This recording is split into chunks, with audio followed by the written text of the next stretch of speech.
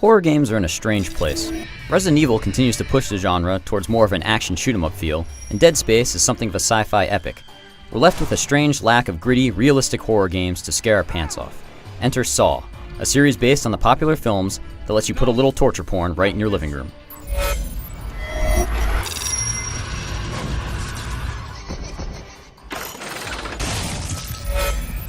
The main character is Detective Tapp, who you might recognize from the first film, and he's been taken captive in an insane asylum by the ruthless killer known as Jigsaw.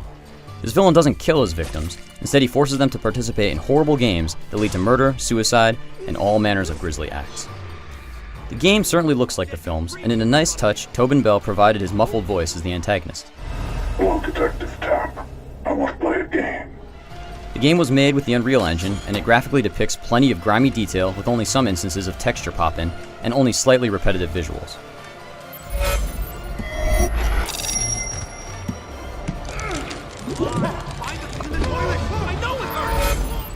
There are two components to Saw's gameplay. There are brain-teasing puzzles that can be mind-bending but tend to repeat themselves a little too much.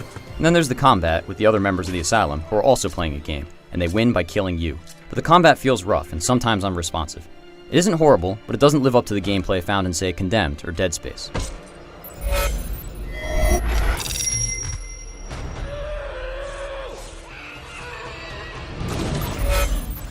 Saw is a solid first entry in what could be a promising series of horror games.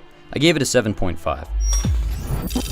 It has issues with pacing and with the mechanics of combat, but if you like the film series or are looking for a good scare, check it out, and be sure to play it in the dark.